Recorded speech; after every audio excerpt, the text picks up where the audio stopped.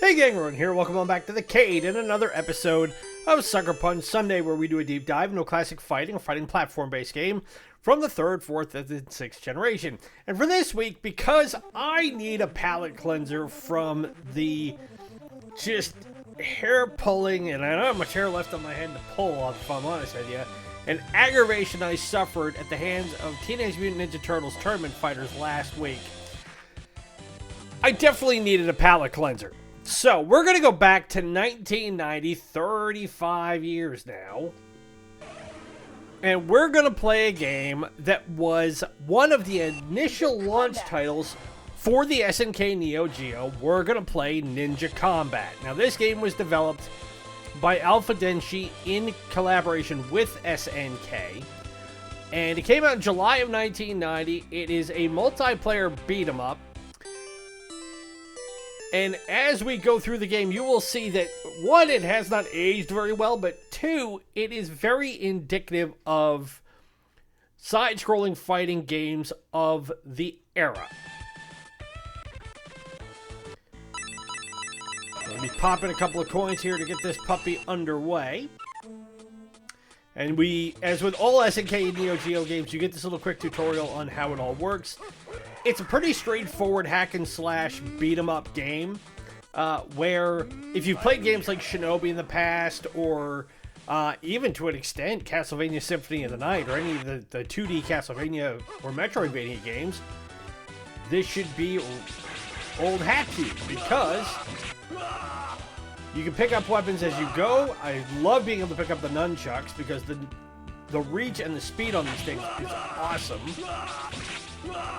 If you get hit, you can lose your weapons, but you can pick them back up. You use your X button to attack on a PlayStation controller. Your Y button allows you to pick up items that you drop. Then you just go to... Ow! I've been zapped.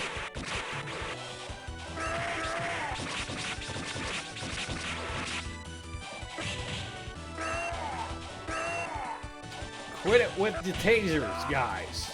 Not happy about that. So, how this game works is you are one of two. I'm going to pause this here really quick. So, you are one of two ninja heroes who are in an amusement park that you have to go to the top of a tower called the Ninja Tower. And along the way, you survive endless attacks from members of the Kage Ichikozu Ninja Clan and their minions. The protagonists are Joe, who you see in red, and Hayabusa, who is in blue, but it's the same character sprites. We use shuriken, or throwing stars, as our primary weapon, and then along the way you can pick up nunchucks, maces, ratchets, battle axes, clubs, and katanas, and you can do a special somersault attack, and then you can also do a special attack. So if you look down in the lower left-hand corner, you see two bars. One is POW, that's your power of your attack, and you can charge that up to do your special attack, but you can only do it twice around. And then your life bar is obviously your life bar, and you only have a certain amount of lives before it is game over. Now, this game is old enough that it did keep track of what your scores were. There are 7 levels in all in the game, so this could qualify potentially as a one-day playthrough. And of course, like most games, it's set in the year 1990X, and Joe and Hayabusa are twins, and they're waging a war against the Kage Ichizoku. So, let's get back to the game. Now, because it is an arcade cabinet port over to the Neo Geo, this is a game that is very much designed to eat up quarters and therefore eat up your ability to do continues. You get unlimited continues, especially when you're playing on a... Ooh, I want to get the katana really quick. Ow.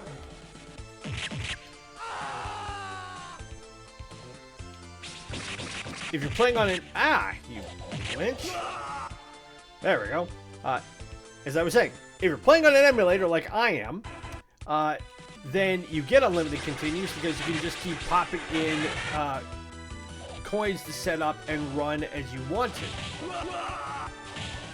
And since trying to find either an actual Neo Geo console or Neo Geo cabinet is a lot harder and a lot more expensive than most people want to invest in these days.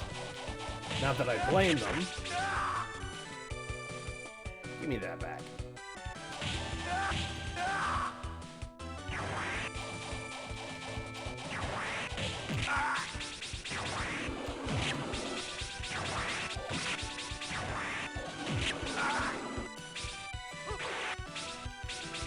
I can't pick up the nunchucks anymore. Okay, well that sucks. So you see this guy in the hood across the way. Now I can sit there and keep flicking at him, or I can go all the way up. Actually, well, let me charge my power attack now. That's weird.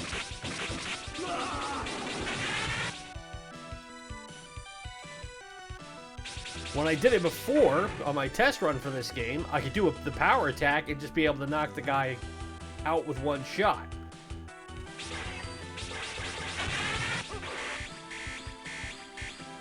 So I'll grab the club.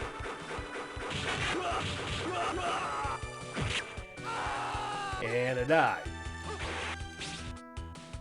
Now we'll get the nunchucks back. And unlike TMNT last week, the reach on these things are great.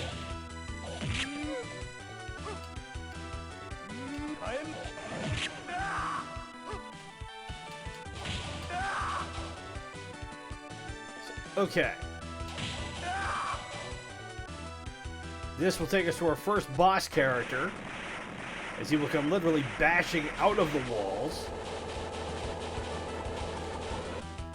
And we have a guy with serpents for arms.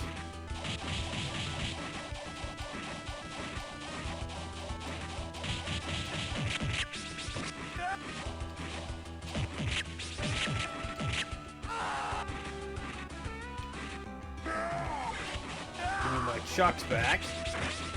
What I like about this game, though, is that if you drop your weapon, they don't ultimately disappear like they do in most fighting games.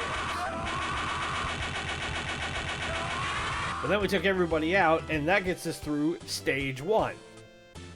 Now, this game was originally released in Japanese arcades in July of 1990. It was ported onto the Neo Geo in 1991, and then on the Neo Geo CD in October of 1994 in Japan only. This game was reissued on Nintendo's Virtual Console in Europe and Australia only in 2007. And then in North America in 2008, it was one of 5 games ported to the PS2 for the game compilation 80K Damashi in 2008. So we get to select we only get 2 players. We either get to play as Joe or Hayabusa. Because we're player 1, we're automatically Joe.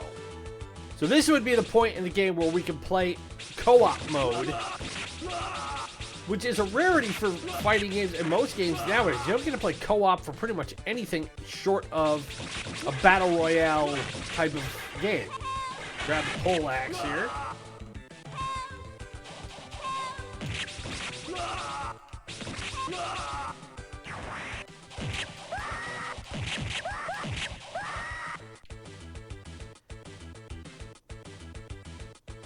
Now, this game, when it came out, got fairly wide-ranging results.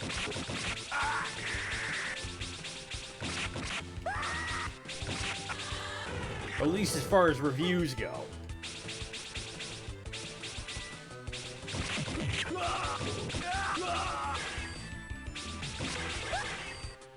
Get away from the wrecking ball here.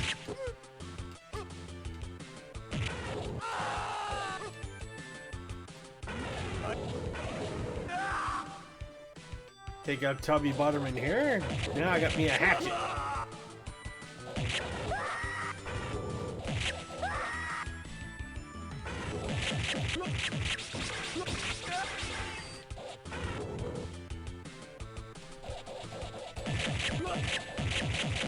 And like most games, they reuse sprites a lot for different characters. Wow, that didn't take long.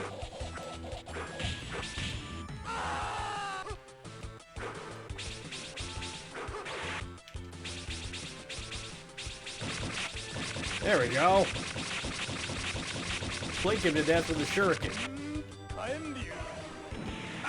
And then roast him.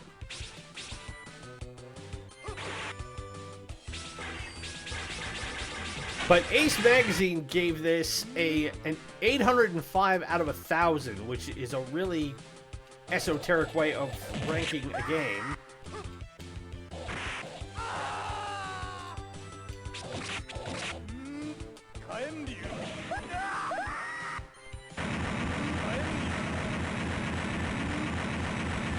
And now we got guys on tanks.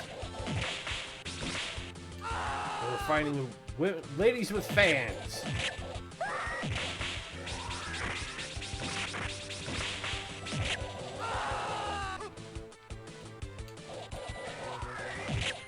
The hitbox gets a little weird the further along in this game you go.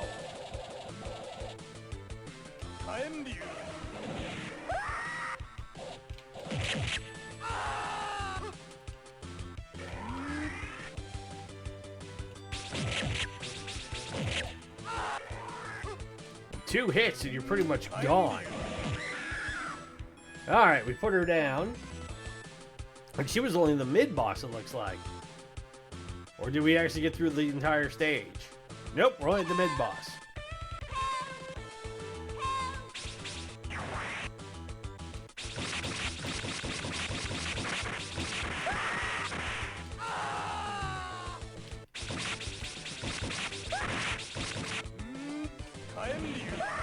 Alright, clear them out. You do rely a little bit too much on your special attack in order to take people out.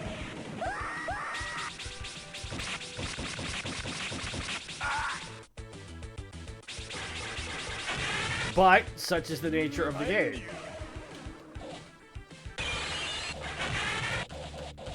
And we have a bird lady.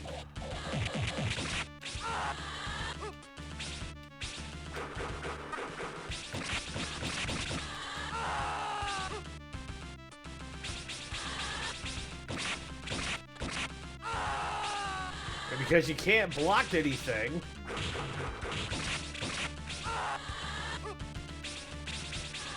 you're pretty much at the mercy of whatever it is you are dealing with.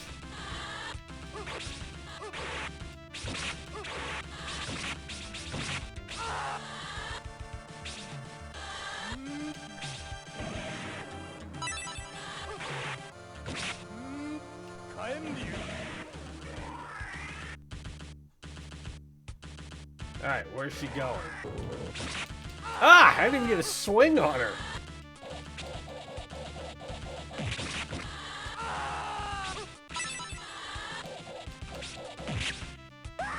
Now she's finally gone. Or is she? Alright, stage 2 is done. Now we're only about 13 minutes in. So Computer and Video Games Magazine, in their review of this game, gave it a 34%. Electronic Gaming Monthly only gave it 19 out of 40. But Joystick gave it a 90%, Raze 84, and Console Mania 84%. EGM's 4 reviewers commended the audio-visual presentation and playable characters having their own fighting style, but criticized the console version, of which this is the version that for having unlimited continued, short length, easy difficulty, and repetitive gameplay. Raze's Julian Boardman also shared a similar opinion, stating that the use of unlimited continues hampered both the gameplay and the challenge.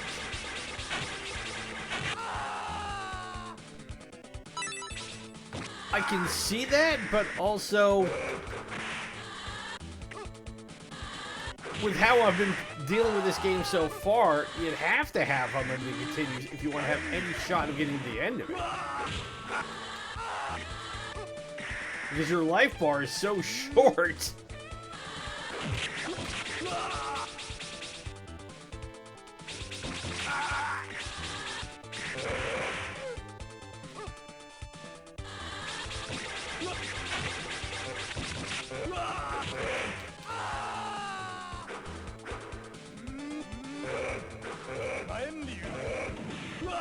All right.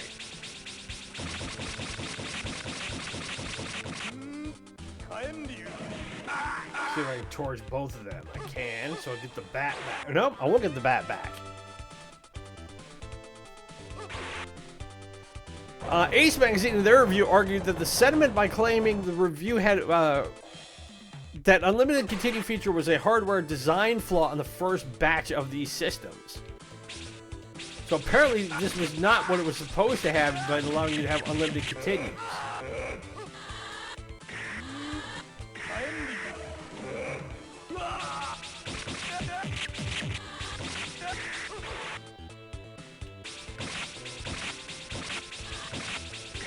You have to remember with the Neo Geo that being a console game that ported all of SNK's cabinet stuff from back in the day,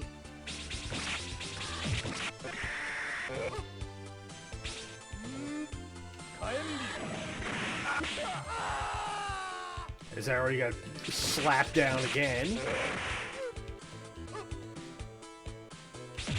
Having unlimited continues, to me, yeah, I don't think there'd be a way to get through this game, even though it's only 7 levels long, without that.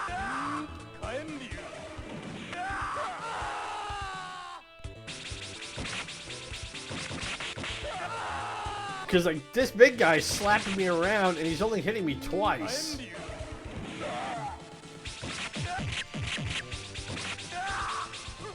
I can either get hit twice or I can get hit 4 times.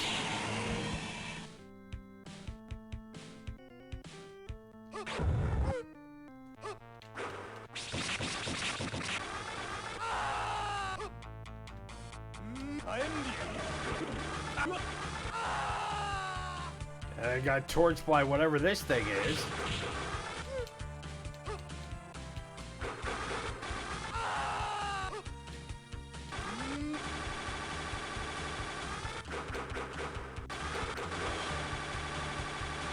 Stay out of the way of that fire fountain. And then get run over and die anyway.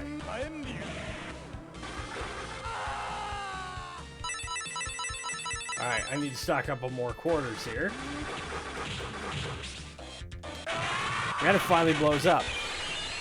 Now, Joystick, which is a French magazine, regarded Ninja Combat as one of the best beat-em-ups on consoles of the day, comparing it with Double Dragon and Final Fight, praising the audio and visuals as well as the sprite animations and the controls, but highly criticized the overall short length. I want to go with you to hell. The aggregate score of this game on Game Rankings was 38%.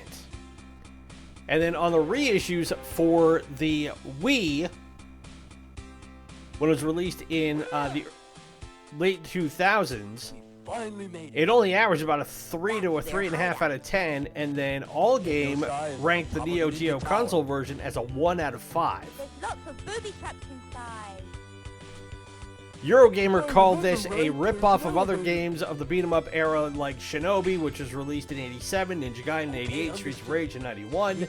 They said the graphics and the ability to recruit additional characters was cool, but the hitbox, the stiff animations, poor controls, lack of ideas, and short length ultimately did it in.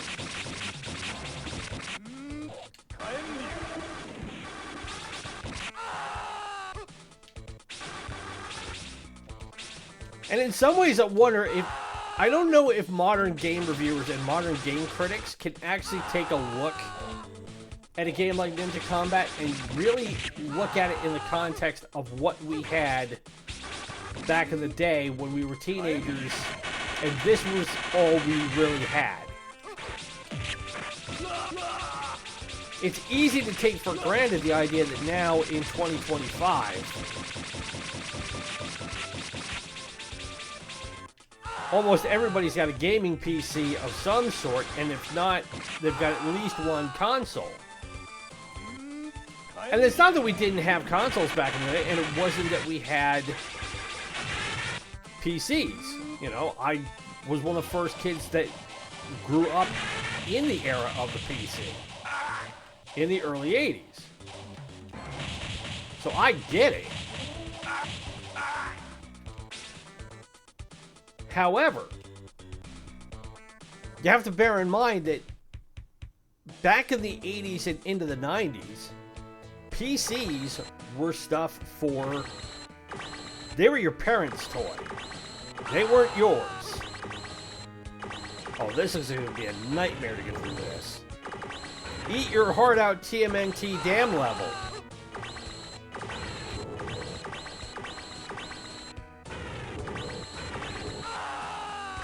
Because I got hit on the conveyor belt.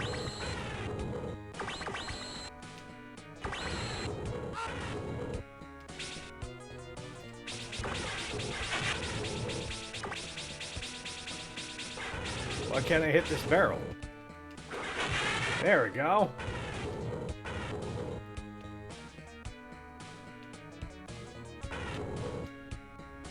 I don't want to drop the bat.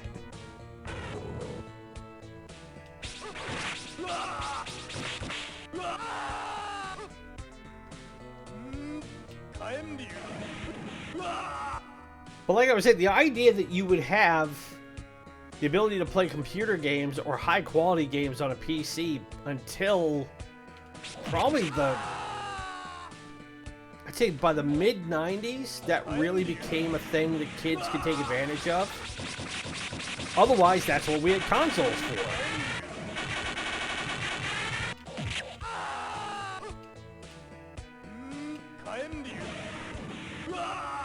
But now everything's kind of come full circle, and now instead of having consoles, pretty much everybody's got a PC now.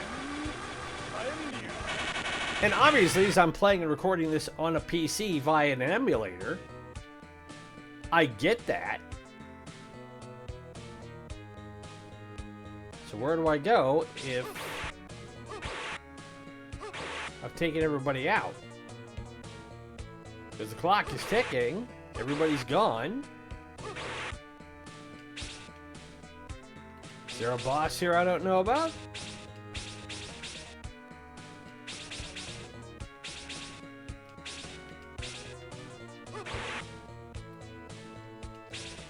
This is weird. There should be something coming, and there isn't.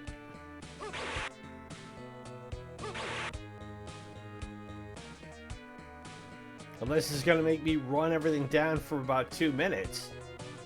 But, anyway. So, yeah, that is my contention on this in regards to how modern gamer or gaming critics look back on games like this. Is that you have to have a certain degree of context, you have to have a certain degree of nuance to it. You have to understand that 35 years ago, which is when this game came out, in a lot of ways, this is the best we had. And that's not to suggest that games were, back in my day, games were better because they were simpler. No, that's not my point. It's that this was a launch title for the Neo Geo. So, based on that,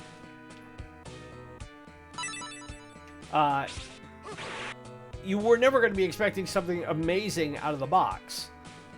And that holds true with the original PlayStation titles that came out. When Namco released the first 10 PS1 games, yeah, you had games like Ridge Racer, you had Air Combat, but you also had Cyber Sled, which wasn't a great game.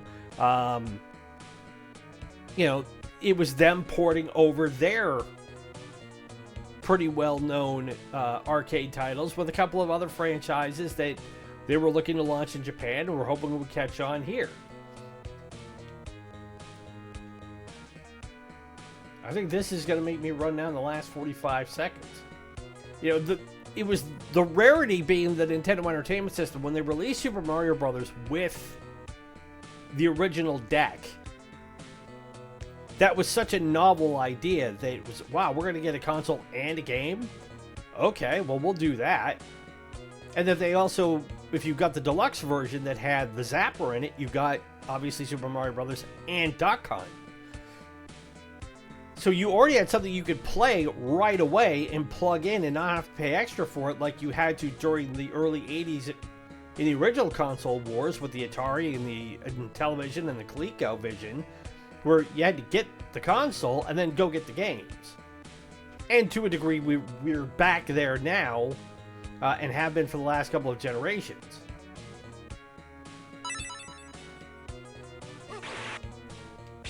Well, yeah, I think this game is stuck because I can't go any further and there's nothing else coming. So we're not going to see what happens if I can get all the way to the end of this, because this looks like it's as far as I go. But we're at 25 minutes anyway, so this is a good place to call it good. Anyway, that, everybody, is Ninja Combat from 1990/1991 for the SNK Neo Geo. Again, I'm playing this on WinKWax, which is a free emulator. It's version 1.65.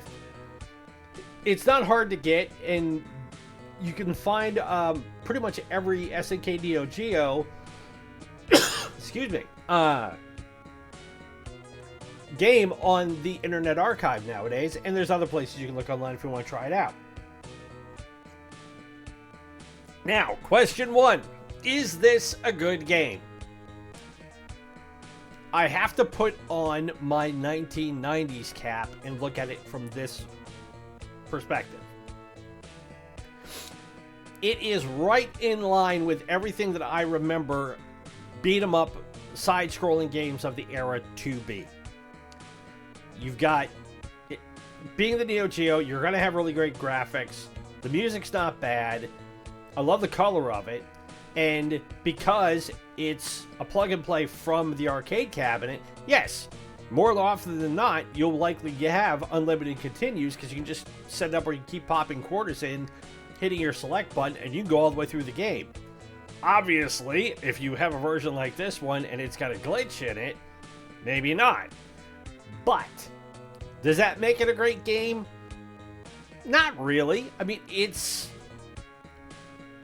for what it is, I understand what the critics were saying at the time of it was aping on Streets of Rage, Ninja Gaiden, Double Dragon, Renegade, all that stuff. But that's no different than what we're seeing and what we have been seeing over the history of video games. It's everybody, somebody comes up with a landmark title and that sets the genre, and then everybody else is trying to come up with something just different enough that you go, hey, that's kind of like Ninja Gaiden, but in some ways it's better. You know, does this have the difficulty curve of Ninja Gaiden? Heck no. Is it as challenging as Ninja Gaiden? Also no. So it is very much a question of how fast can you mash your thumbs, how many times can you pop in a quarter and do a continue, because, yeah, otherwise, unless I can do, I wonder if this will actually do something. Nope, did nothing. And I'm going to keep going until I die. Is this a game they could make nowadays? I mean, they could. But the whole Ninja Combat craze ended pretty much by the time Ninja Gaiden had its run in the early 90s with its original 3 stories. Yes, I know they brought back Ninja Gaiden in the 5th generation along with the 6th generation, and you can play games like Neo 2, if you want to get your swerve on in that way. And I've played Neo 2 a little bit. Interesting game, but yes, also damn hard.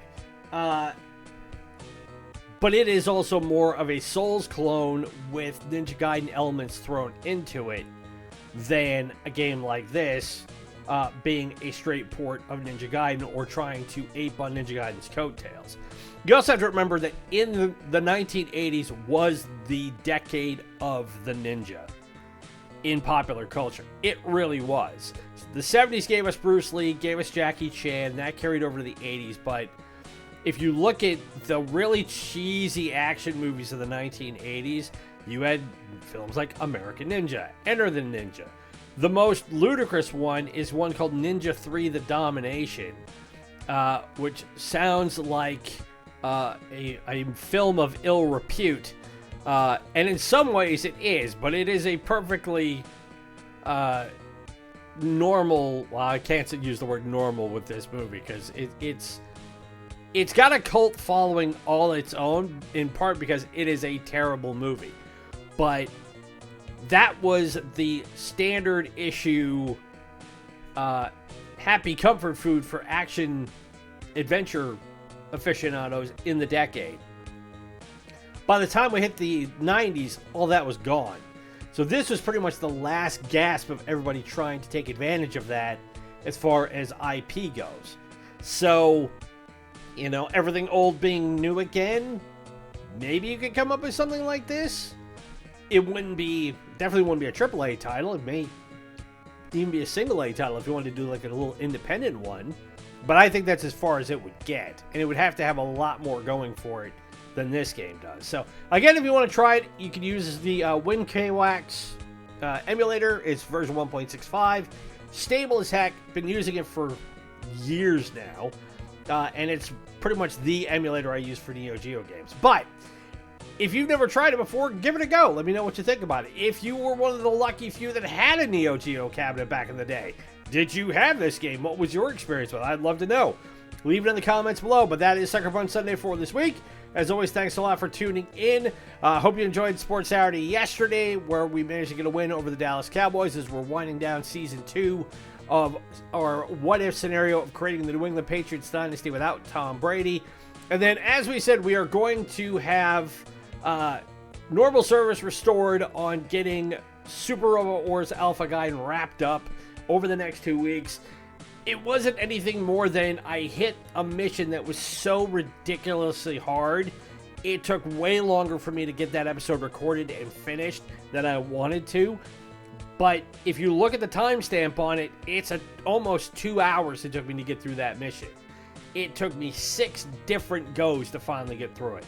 And I almost didn't get through the last one that actually made it up on the channel. So we're finally out of that, and we've only got 3 missions to go before we hit the end fight. So I'll be happy to put in the rearview mirror, and then we will have our next playthrough coming up later on in the spring. We're going to bring back our one-day playthroughs in WTF Wednesday for a little bit, get the dust off of them, have a little bit more fun with those, and then go from there, continue to watch this space.